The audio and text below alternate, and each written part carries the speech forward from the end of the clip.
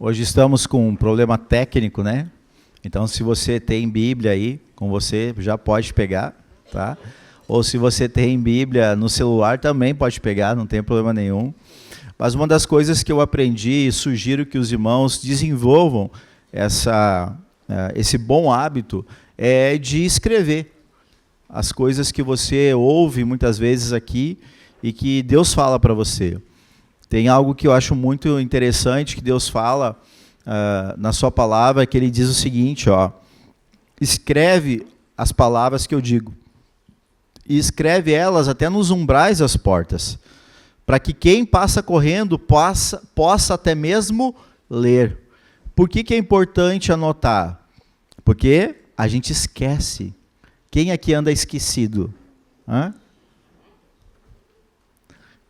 É fácil nós nos esquecermos das coisas. E por que é? Porque hoje a gente vive num mundo com tanta informação, o tempo é muito corrido, o trânsito é pesado, a gente tem muitas e muitas horas de trabalho, fora as horas que a gente às vezes passa, né, dentro do carro e fazendo tanta coisa, e cuidando das crianças, enfim, com tanta e tanta atividade. E a gente acaba muitas vezes esquecendo. Quem essa semana aqui esqueceu de fazer alguma tarefa? Viu? A gente esquece, né? A gente acaba esquecendo. Então, uma boa sugestão para você é que você possa desenvolver esse hábito de anotar. Como que tu anota, pastor? Eu anoto aqui no celular. Todo culto que eu vou, eu uso um aplicativo do Google, que tem em todo celular aí, chamado Keep, e ali, desde 2001, eu anoto tudo ali. Todos os cultos que eu frequentei desde 2001, eu tenho anotado no celular. Não foram poucos, então, né? Só hoje é o meu 3º culto. Então, quando eu quero consultar algo, quando eu quero buscar alguma informação, quando eu quero rever alguma palavra, eu tenho anotado aquilo que para mim foi importante naquele culto. Aquilo para mim foi realmente foi um ensino ou foi uma direção. Então, quando nós ouvimos e nós anotamos, aumenta a nossa capacidade de aprendizado. Quando você só ouve, a tua capacidade de aprendizado ela é muito menor. Quando você ouve, quando você escreve, quando você pratica, é muito maior. Quando você ouve, quando você escreve, quando você pratica e quando você ensina, aí sim você está se tornando um especialista. E é assim, e é fato isso na nossa vida.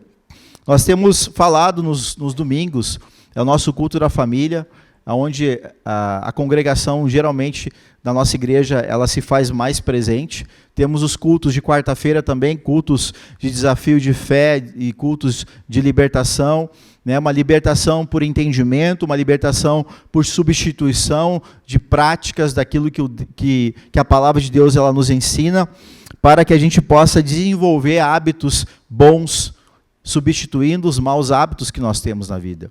E a gente tem falado sobre quebra de maldições nos cultos de quarta-feira. Nessa última quarta-feira, falamos sobre quebrar maldições que muitas vezes nós temos por alianças que nós fazemos. Alianças. Então, falamos nessa última quarta-feira sobre isso, e a cada quarta-feira Deus tem dado uma palavra diretiva para que nós possamos viver em liberdade no Senhor Jesus Cristo. Tá, pastor, mas se eu aceito Jesus como Senhor e Salvador, eu já não sou liberto? E tem muita gente que eu acho que tem essa dúvida, tem muita gente que acha que talvez porque simplesmente aceitou Jesus, tudo já foi cancelado. Não é bem assim. Por que não é? 2 Coríntios 5:17, deixa eu pegar aqui. Agora vai demorar um pouquinho mais, né? Porque agora a gente tem que folhear, né? Procurar aqui. Mas a gente acha logo aqui e a gente vai ler. Olha o que diz a palavra aqui. E muitas vezes a gente ouve essa palavra e acaba tendo esse entendimento. Mas olha o que diz aqui. E assim, se alguém está em Cristo, essa é a condição. Estar em Cristo. ele passa a ser então uma nova criatura. As coisas antigas já passaram, e eis que se fizeram novas. Agora eu vou fazer uma pergunta para os irmãos. Todas as áreas da sua vida estão em Cristo? Se todas as áreas da tua vida estão em Cristo, as coisas velhas, sim, elas já passaram. Realmente, aí foi cancelado pelo sangue do Cordeiro, toda e qualquer maldição, ela passa a ser cancelada. Mas será que mesmo todas as áreas da sua vida estão em Cristo? Então a gente precisa aprofundar o que realmente a palavra de Deus ela quer dizer. Se você está em Cristo, e quando ele fala estar, está falando algo completo. Está falando como um todo. Então, e aí nós agora vamos subdividir a nossa vida. Nós somos corpo, alma e espírito. Ou seja, somos um ser sociável, onde temos sentimentos, temos emoções, onde nos relacionamos com pessoas. E nesse relacionamento com pessoas, vai tudo bem? Está tudo bem resolvido? Está tudo em Cristo? As emoções estão todas bem resolvidas? Então, precisa de libertação ou não? E aí a gente vai para o corpo, e a gente vai para o espírito, e a gente começa a olhar área por área da nossa vida. Então, ser uma nova criatura e as coisas velhas passarem, significa que eu preciso colocar todas as áreas da minha vida no altar de Cristo. O altar de sacrifício e de adoração ao Senhor. Eu não vivo mais por mim mesmo, mas agora a minha vida vive para o Senhor. Amém? E nós estamos falando sobre realmente como ser um novo cristão, como ser essa nova criatura. E eu quero começar hoje falando sobre Neemias. Falei na semana passada, né? Incentivei os irmãos a começarem a ler o livro de Neemias, porque o livro de Neemias é um livro extremamente,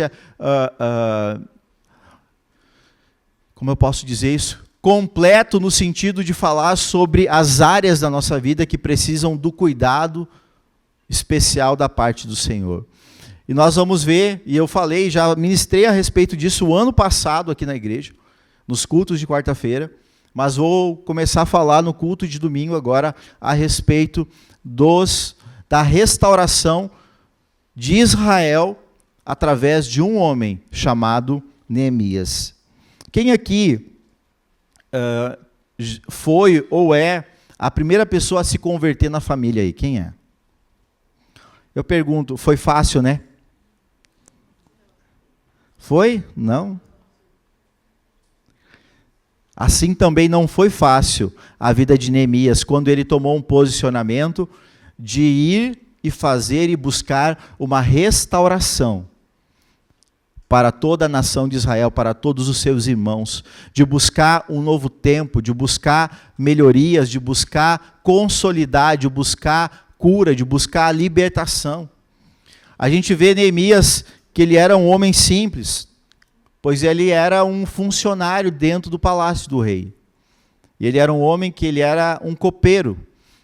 E dentro da sua função, que era muito importante, ele poderia morrer. Por quê? Porque ele teria que provar toda a bebida e toda a comida do rei antes que o rei comesse. Porque naquele tempo era muito fácil, né, algum rei, morrer por causa de envenenamento.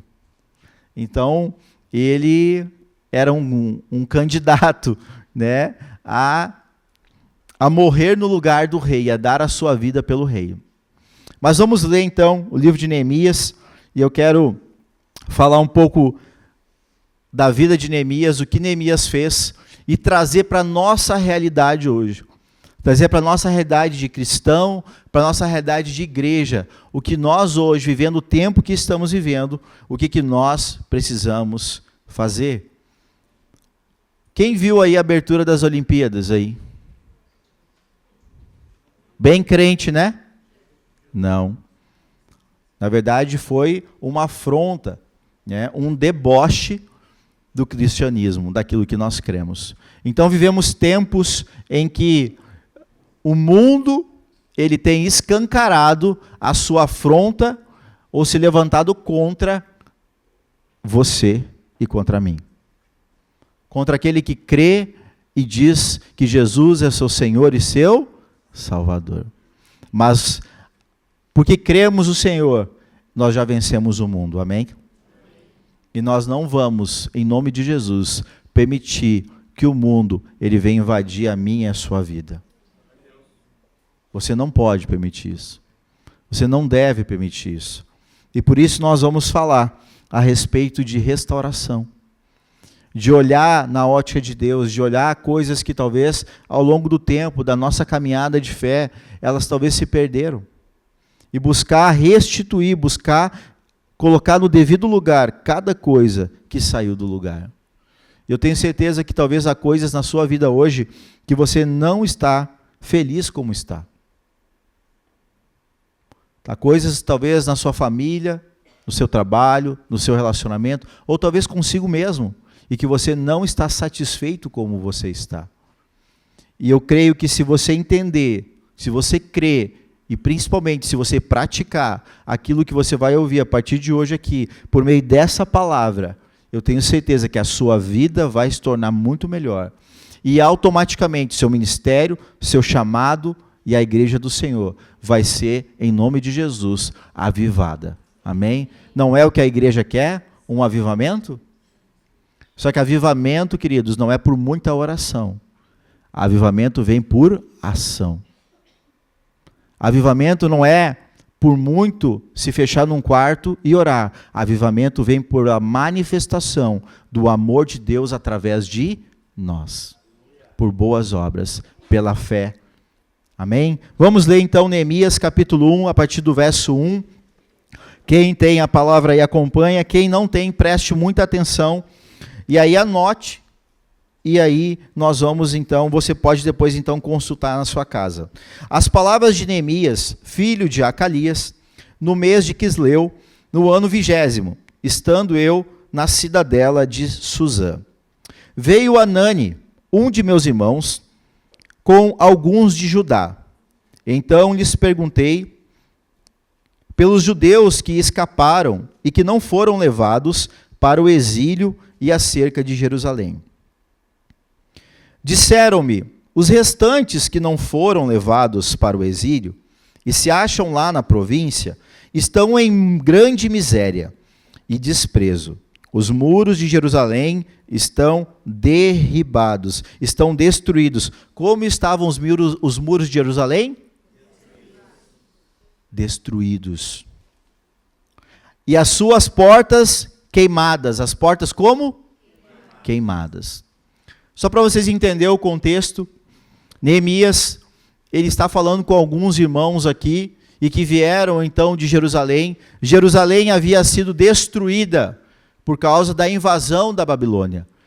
E isso aconteceu por causa de uma maldição, por causa que o povo de Deus, ele desobedeceu uma das leis de Deus, que era de guardar o 7º ano. O 7º ano. O 7º ano o povo não poderia comer da terra. Não poderia colher da terra. Eles deveriam por 6 anos produzir, guardar, para que no 7º ano eles então viessem a comer e desfrutar do que eles por 6 anos então eles produziram. Mas eles não fizeram isso. Eles não fizeram isso. E o que aconteceu? Deus então fala por meio do seu profeta que eles seriam então levados cativos para a Babilônia, e por 70 anos o povo ficou cativo na Babilônia. O templo do Senhor que foi construído, ele tinha sido destruído. Ele tinha sido destruído quando houve a invasão da Babilônia. Os muros, eles foram destruídos. E o que os muros têm a ver com isso, pastor? O que as portas têm a ver com isso? Os muros, ele é lugar de proteção. Os muros é o lugar que dá o limite, a fronteira que eles têm como proteção dentro de um reino, dentro de um palácio. E as portas, elas são lugares de acesso. As portas onde davam lugares para a entrada e para a saída. E a gente vai ver ao longo dos dias, das semanas agora, nessa ministração, que cada uma dessas portas corresponde a uma área da nossa vida. Amém? Então, Neemias, ele estava ouvindo, conversando com seus irmãos. Quantos aqui conversam com os irmãos da igreja aí? Bênção, né? É bom você ter comunhão, não é? É bênção falar com os irmãos, é bênção conhecer os irmãos. E quando Anani chega e conversa com Neemias, eles eram amigos, eles eram conhecidos. E ele questiona, como é que está a nossa cidade? Como é que estão os irmãos? Como é que está a família? Nada bem. Eles não vão bem. Mas por quê? Porque a cidade dos teus pais, da onde tu veio, a nossa cidade, ela foi destruída. E o povo está em miséria. O povo não tem o que comer. O povo está sofrendo. O povo não tem como se sustentar. E aí lá no verso 4, olha o que acontece. Tendo eu ouvido estas palavras, assentei-me e chorei. E lamentei por alguns dias, e estive jejuando e orando perante o Deus dos céus. Eu quero agora, através desse versículo aqui, falar algo que foi o que Deus colocou muito forte no meu coração a respeito disso. Quem aqui tem amigos aqui, conhecidos, e conhece aqui na igreja um ao outro? Quem tem? Glória a Deus. Eu louvo a Deus por isso. Agora eu quero que você agora pare e reflita um instante. Qual foi a última vez que você se dedicou a orar, a jejuar e lamentar pela vida e pela necessidade de alguém?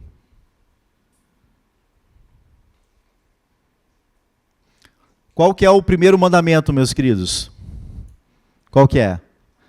Amar a Deus sobre todas as coisas. E o segundo? Amar o próximo como a si mesmo. Em nenhum momento na palavra do Senhor você vai ver assim, amar a si mesmo. Amar a si mesmo. Neemias, ele nos dá aqui uma grande lição do que é ser um verdadeiro cristão. Do que realmente é amar o próximo. Do que é realmente amar a Deus acima de todas as coisas. Ele nos ensina a dar importância e o valor que tem uma pessoa. Ele nos ensina o valor que tem uma vida para o Senhor. Quando ele ouve que os seus irmãos estavam em miséria, passando fome, sofrendo, ele fica contristado. E nós vimos isso agora há pouco tempo, não vimos? Como que foi o que aconteceu no nosso estado? Muitos sofreram, não foi? Muitos ficaram totalmente, perderam tudo. Ficaram muitos só com a roupa do corpo. E o que foi que nós fizemos?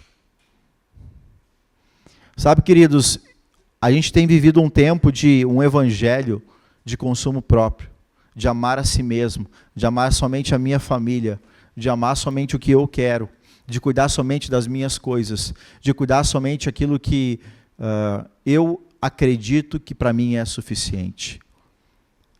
E eu quero, pela graça de Deus, oportunizar a igreja nessa noite a restaurar, a restituir e a olhar de novo para o lugar certo. A voltar à essência do que é o que o Senhor nos chamou a fazer. O que é o Senhor nos chamou, te chamou, para que nós pudéssemos cumprir o verdadeiro evangelho e ser um verdadeiro cristão, como o Senhor nos chamou. Eu tenho certeza que cada um aqui, quando teve um encontro com Cristo, ficou tão constrangido, não ficou?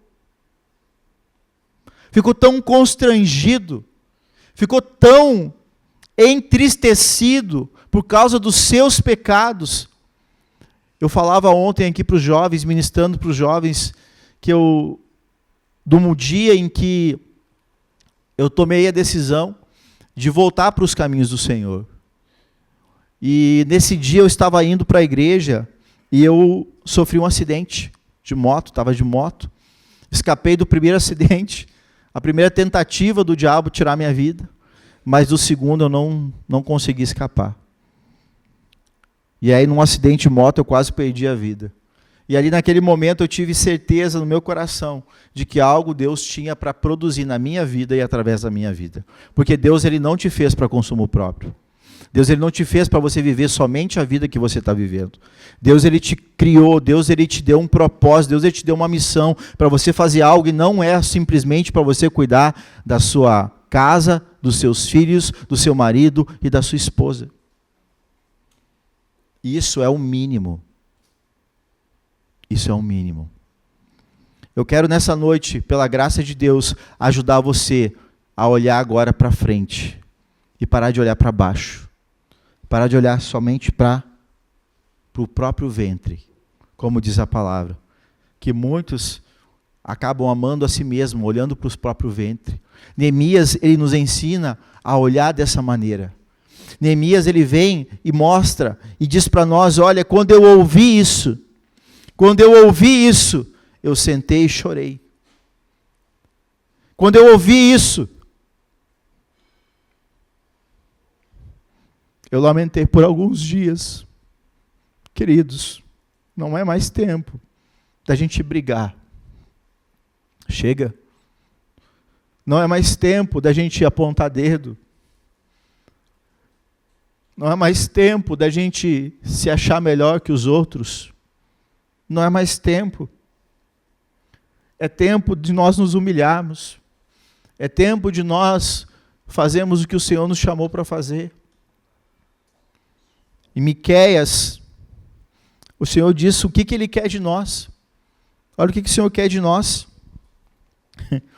Miqueias 6, capítulo 6, verso 6 ao 8. Olha o que diz. Com que eu me apresentarei ao Senhor e me inclinarei ante o Deus excelso? Eu virei perante Ele com holocaustos? Com bezerros de um ano? Agradar-se-á o Senhor de milhares de carneiros, de 10.000 ribeiros de azeite? Darei o meu primogênito pela minha transgressão. Sabe por que ele fala isso?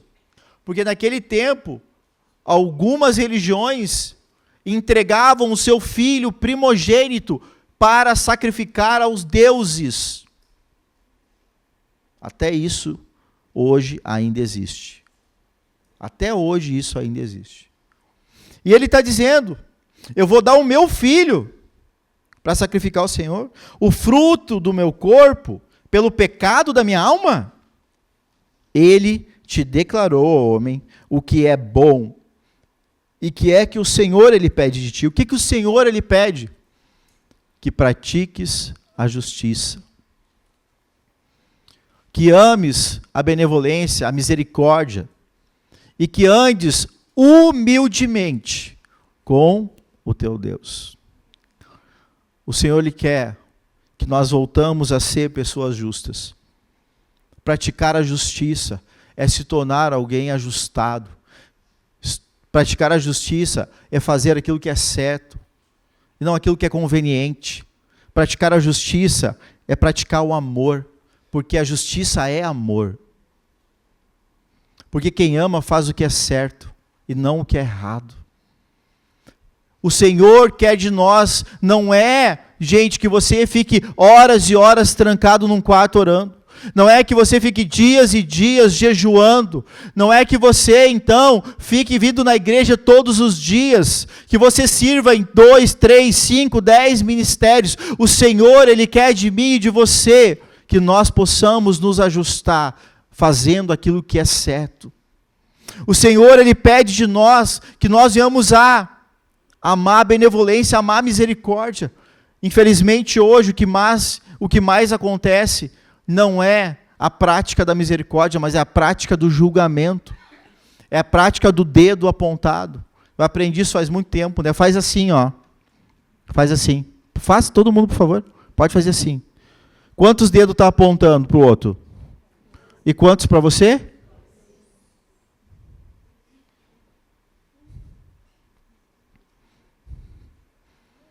Que a gente ame a misericórdia. Que a gente ame a misericórdia, amigos. Quem aqui gostaria que Deus fosse misericordioso consigo? É a mesma coisa que o Senhor quer que nós sejamos com o próximo. Misericórdia. Amado, não seja juiz sobre ninguém. E se você não sabe do que se trata, não fale do que você não sabe. Ame. Ame. Acolha.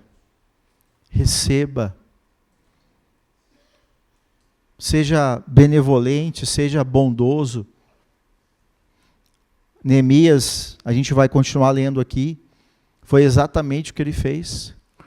E a primeira coisa que ele fez quando ele ouviu isso, ele ouviu a situação, sabe o que Neemias fez? Sabe o que ele fez? Ele se indignou, pegou a espada e foi atrás do rei. Não. Ele foi e xingou. Não.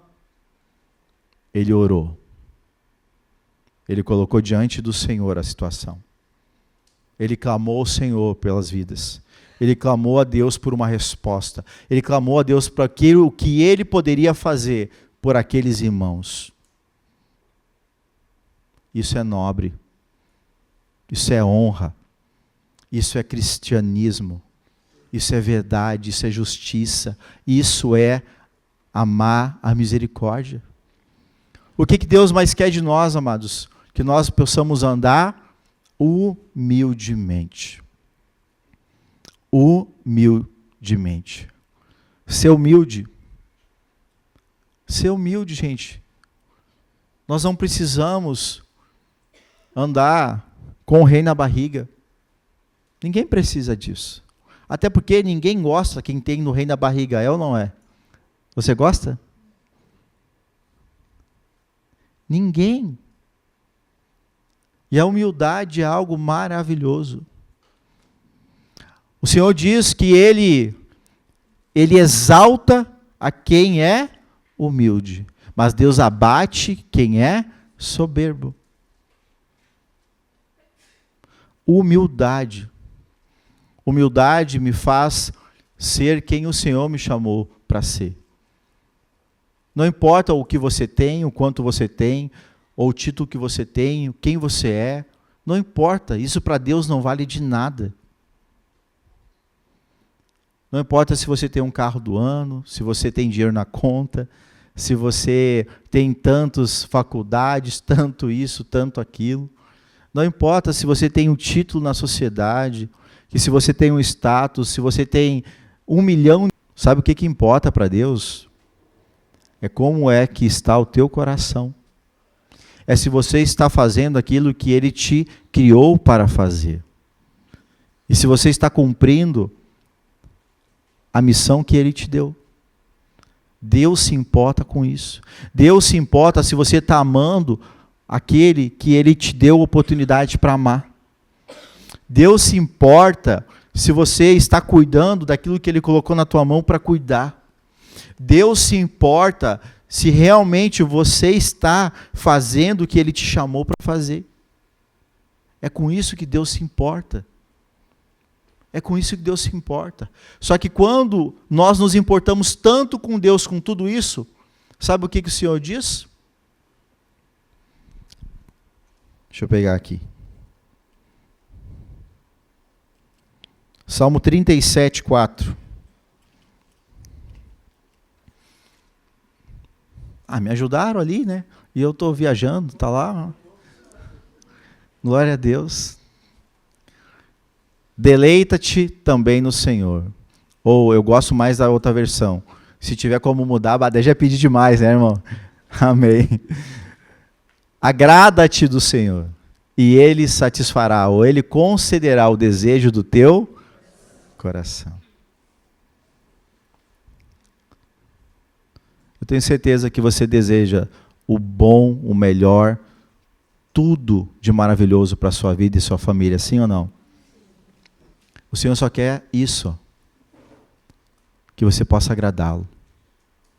E agradar a Deus é praticar justiça. Agradar a Deus é amar a misericórdia. Agradar a Deus é andar humildemente diante do Senhor. E Neemias dá um bom exemplo para nós do que fazer. Agora voltando lá para Neemias, a partir do verso 5, do capítulo 1, e disse: Ó Senhor, Deus dos céus, Deus grande e temível, que guardas o pacto e usas de misericórdia para com aqueles que te amam e guardam os teus mandamentos. Neemias, ele conhecia o Senhor. Ele não era qualquer um. Não, ele conhecia, tanto que ele fundamenta a oração dele, aqui, baseado nas Escrituras, baseado na lei de Moisés, baseado no conhecimento que ele tinha de como Deus conduziu o povo desde o início até aquele momento. Verso 6. Estejam atentos os teus ouvidos e abertos os olhos, para ouvires a oração do teu servo, que eu hoje faço perante ti dia e noite, pelos filhos de Israel, os teus servos, confessando os teus pecados dos filhos de Israel, que temos cometido contra ti. Sim, eu e a casa de meu pai, o que ele fez? Pecamos. Amado, antes de olhar para o pecado do outro, olha para o seu. Antes de condenar, olhe para si. Neemias, ele nos ensina a dizer aqui, mas o que aconteceu na Babilônia não foi por minha causa. Realmente, pode não ter sido por causa de Neemias, mas foi por causa, talvez, da família de Neemias. E ele, independente disso, ele diz, os meus pecados, os pecados da casa dos meus pais, o pecado da minha nação. Querido, talvez você não pecou, talvez você não errou, mas talvez há coisas na sua vida, talvez as pessoas ao seu redor precisam dessa misericórdia, precisam desse perdão, precisam dessa oração, precisam dessa intercessão. Você sabia que se você está aqui hoje é porque alguém orou por você? Você está aqui hoje porque alguém clamou, talvez jejuou, talvez orou, talvez chorou diante de Deus pela sua vida. Alguém pagou um preço por você.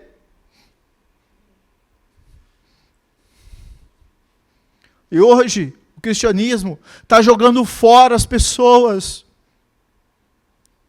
Hoje, nós que se dizemos cristãos, julgando ser melhor um que o outro, porque esse ou porque a igreja tal, a gente tem jogado fora pessoas, família, amigos, em nome do quê? Da religião. Não é isso que o Senhor quer, queridos. O Senhor não nos chamou para ser juiz sobre nada e sobre ninguém. O Senhor nos chamou para amar, para perdoar. O Senhor nos chamou para restaurar. Onde está o amor? Onde está o Senhor nas nossas vidas? Queridos, sejamos igreja novamente. Sejamos homens e mulheres de fé.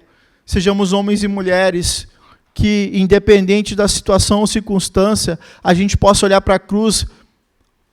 O Senhor Jesus não é nem parecido, né? Uma cruz muito maior, mas numa cruz assim, Ele morreu por mim e por você. Você consegue enxergar um homem aqui pregado, morrendo, alguém enfiando uma lança nele, e ele diz assim: Senhor, perdoa porque eles não sabem o que fazem? Você consegue imaginar isso? E aquela lança, sabe quem enfiou nele? Foi eu e foi você. Sabe quem chicoteou ele? Foi eu e foi você. Por causa dos pecados que nós cometemos. Nenhum de nós aqui é melhor do que aqueles que fizeram o que fizeram com Jesus. Nenhum. Porque Jesus teve que morrer. Jesus teve que morrer para que eu e você hoje pudéssemos ter esse luxo, esse conforto de estar aqui hoje, de ter uma palavra inspirada por Ele, para que a gente possa alcançar paz que nós não tínhamos e não éramos merecedores de ter, meus amados. Que o Senhor nessa noite Ele possa restaurar no seu coração aquilo que talvez se perdeu durante os anos e os tempos. Que Deus nessa noite possa trazer à sua memória aquilo que talvez você sabe que deveria estar fazendo e não está. Que Deus possa restaurar no seu coração o verdadeiro amor por vidas que o Senhor nos chamou para amar e para cumprir. Existe um preço a ser pago. Você sabe qual é o preço da sua vida? Para você estar aqui hoje, um preço foi pago. Para mim estar aqui hoje, alguém pagou um preço por mim.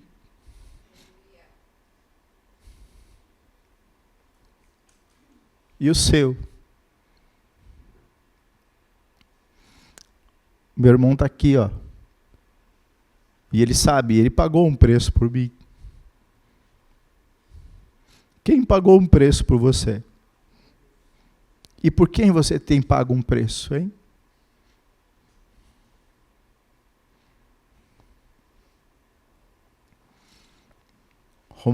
Atos, capítulo 2, verso 42. Olha o que diz ali. O que a igreja fazia. Como que a igreja se portava. Olha o que diz, queridos. Eles perseveravam na doutrina dos apóstolos e na comunhão. Perseverar significa começar e dar continuidade. É não parar, é não desistir. Eles perseveravam. Quantos começam e abandonam algo? Quantos iniciam a leitura da palavra e depois nunca mais pegam a Bíblia? Quantos começam, às vezes, num propósito para fazer algo, ou enfim, e não vão, e não dão continuidade? A igreja do Senhor perseverou no ensinamento dos apóstolos, perseverou também na comunhão. Diga, comunhão. Perseverou na comunhão. Também no partir do pão, esse todo mundo gosta. Né? Me convida para uma galinhada. Mas não me convida para a roda de oração. Perseverou na oração também. Toda segunda, aqui, nós temos a reunião da intercessão, né, Rosane? A Rosane é a líder da intercessão. Precisa de intercessor, Rosane? Sim, ela disse. E tem vários aqui que tem até chamado para isso. Tem vários aqui que tem até dom de discernimento, de revelação. Eles perseveravam. Amado, partir o pão é bom demais. Mas o pão ele tem que ser uma desculpa para a oração.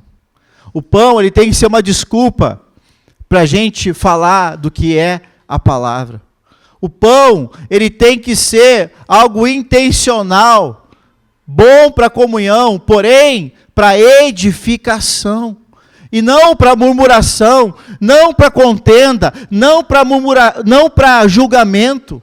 O pão tem que edificar e não destruir. 43.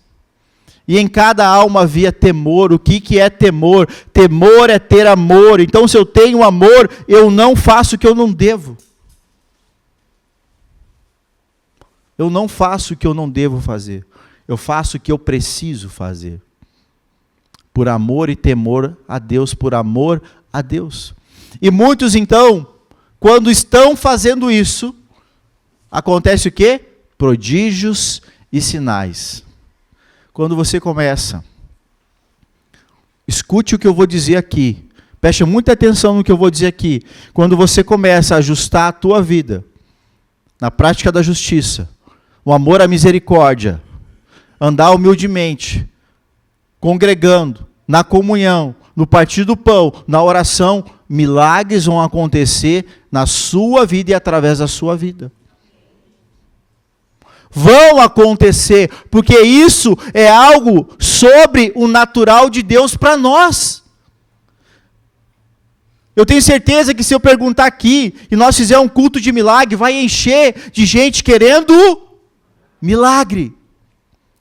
Mas o milagre ele acontece de forma natural, quando isso se torna uma realidade na vida de um cristão.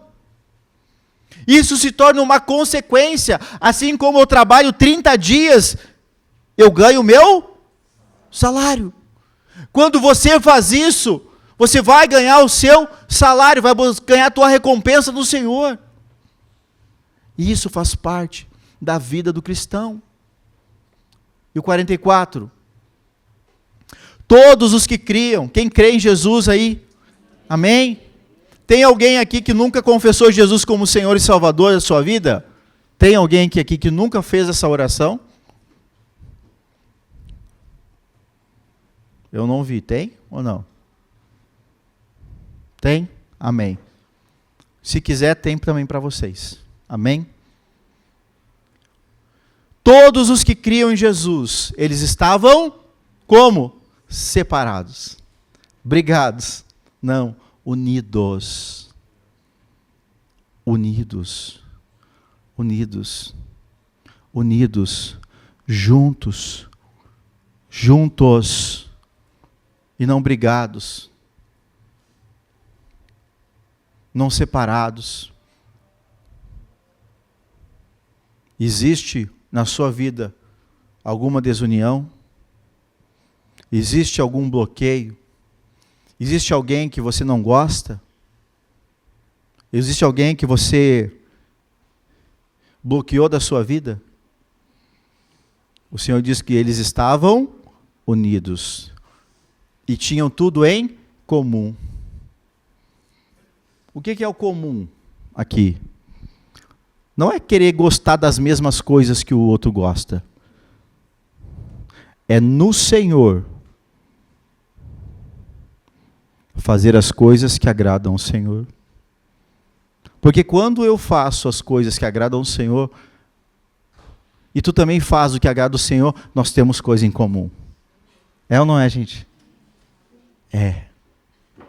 É assim. Quando você faz, quando eu faço, quando nós estamos com a mesma missão, o mesmo propósito, existe unidade, união, e a gente faz tudo em comum. Tudo é parecido, fala parecido, repete as mesmas coisas.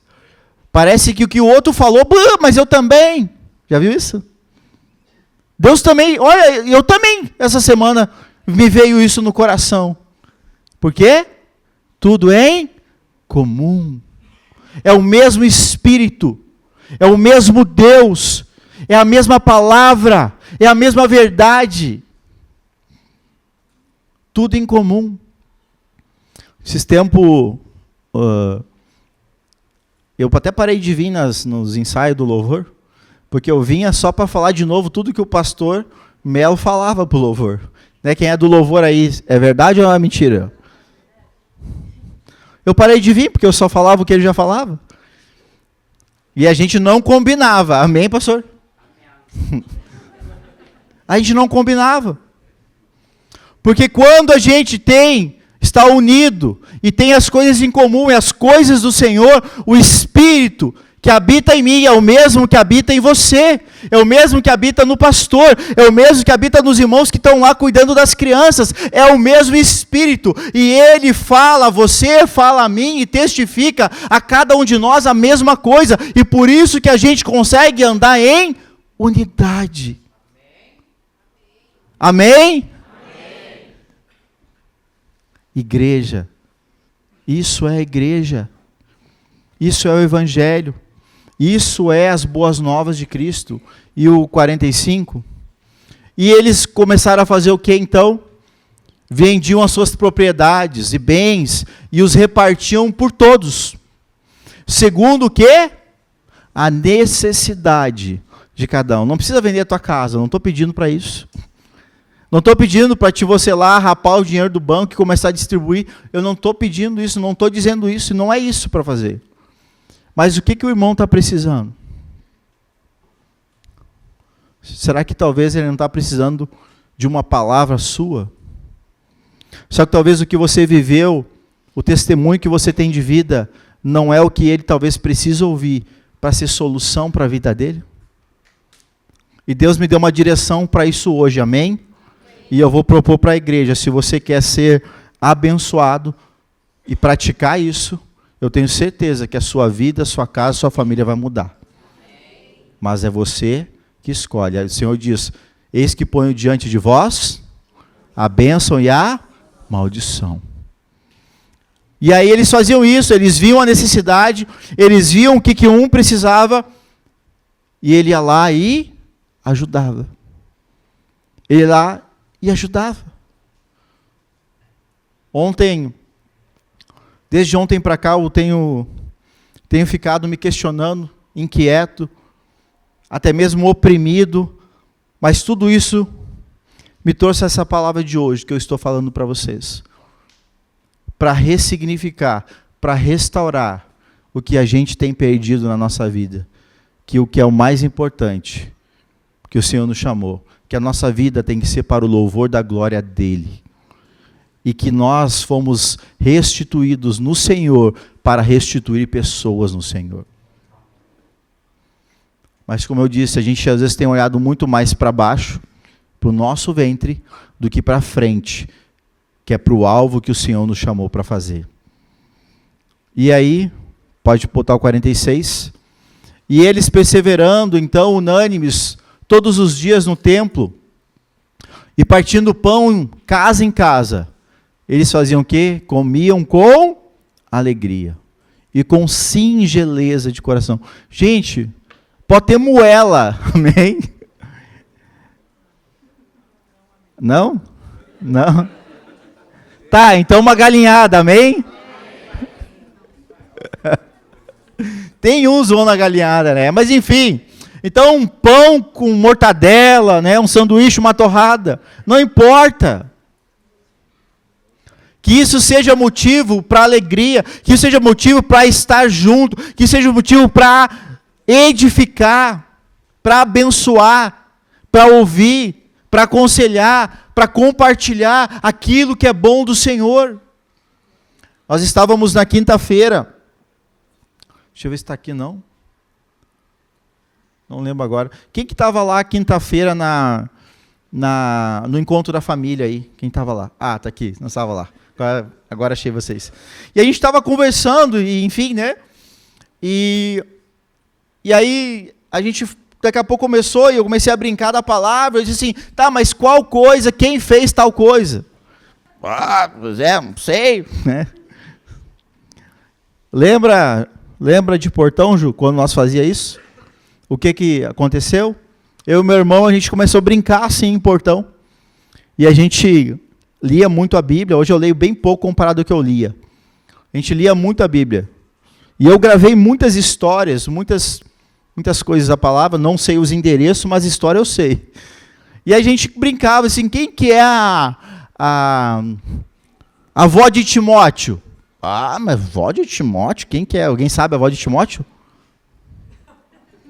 Não? A estátua de sal, né? Verdade, essa foi falado lá, né? Quem?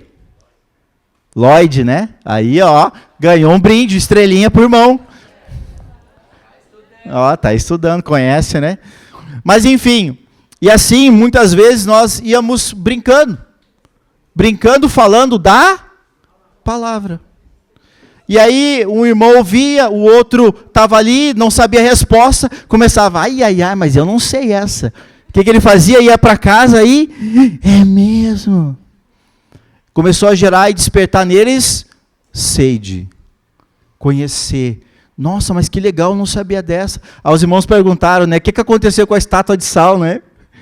Eu disse, não sei, a Bíblia não fala, mas, né, a gente começa a deduzir algumas coisas. E a gente fala, olha, por que virou estátua de sal? Porque ela olhou para trás. Olhou para trás por quê? Porque ela queria ver o que estava acontecendo. O que estava acontecendo? Estava caindo o quê? Fogo do céu, né? O que provavelmente aconteceu? Virou pó, né? Mas é interessante a gente falar e começar a trazer coisas da palavra de Deus, porque isso começa a edificar. Eu estou falando uma coisa aqui, gente, que talvez para alguns aqui pode dizer assim, bah, que besteira. Pode ser para você. Mas se você começar a fazer isso, que nunca fez talvez, eu tenho certeza que a tua fé, ela vai mudar. Quer ver quem é o casal aqui que em casa fala da palavra aí? Quem é o casal que aqui em casa o homem e a mulher oram juntos? Você sabia que a oração de um casal, quando os dois oram juntos, destrói qualquer semente maligna que o diabo tenta colocar dentro do relacionamento? Ah, pastor, de onde é que tu tirou isso? Eu vivo? Eu já fiz? Eu sei? Amém? As horas avançaram. Então, eu quero propor algo para vocês nessa noite. Quem é que é aqui? Para quem quer? Porque a bênção e a maldição é escolha. Quem aqui quer começar a se tornar um cristão melhor? Então, eu quero propor algo para você nessa noite. E que vai ser o seguinte. Não adianta, às vezes, a gente só falar e não fazer nada, né? Amém? Concorda comigo? Então, eu quero e vou pedir para você, e eu daqui de cima já vou escolher, que você escolha marido, mulher, aqui um casal, escolha um outro casal, e de preferência que não seja aquele que tu toda semana senta do lado, tá? Que tu vai na casa, que é teu amigo. Você vai, desse domingo até o próximo domingo, orar por essa família. Se quiser jejuar, você jejua, não importa o que você vai fazer. Sugiro ainda que, se quiser, depois aqui você vai escolher o casal, você vai ver, já talvez troca olhares aí, já é tu, tá? Você que sabe. Quer criar um grupo no WhatsApp? Cria. Porque aí todo dia você vai lá e manda uma mensagem, lê uma palavra e compartilha com a família. Eu tenho certeza que se você fizer isso, começar hoje, no próximo domingo, você já vai se tornar um crente melhor. Aí eu quero só ouvir os testemunhos na semana que vem. Conforme for, se os irmãos fizerem, eu vou fazer testemunho. Porque eu quero ver o que vai acontecer. E vai acontecer coisa boa. Amém? Então, vocês dois, eu vou orar por vocês dois, tá? Amém? Viu, Dani? O casal ali, ó, o meio carequinha. Tô brincando. Tá? Tá? Vocês vão orar por mim e eu vou orar por vocês. Amém? Depois cria um grupo no WhatsApp com nós ali, tá? Eu tenho o número deles, eu vou pegar. Amém, igreja? Faça isso. Faça isso. E se você sentir liberdade, pergunte para os irmãos e diga assim, irmão, tem alguma necessidade específica que tu quer que a gente ore? Aí é com vocês. Porque eu quero que vocês façam isso, amados. Praticar a justiça, amar a misericórdia e andar humildemente no Senhor. Não adianta a gente só falar aqui e não fazer nada. Amém? E quem não é casal, pastor? Agora faz a mesma coisa. Os solteiros de plantão, tá? Vai lá, aquele lá. Ah, mas eu posso fazer 2, 3? Pode? Quer fazer o grupo e orar? Não tem problema. Mas não adianta fazer de 10, não vai funcionar. Tá? Faz 2, 3 ou 4 no máximo. Tá bom? Para quem é os solteiros, os jovens, os adolescentes. Mas façam também. Tá bom? Vocês aceitam o desafio? Sim? Já escolheram ou não? De preferência, quem você não conhece, tá bom? Sabe por que isso, gente? vai gerar comunhão. Vai gerar comunhão. Tá bom?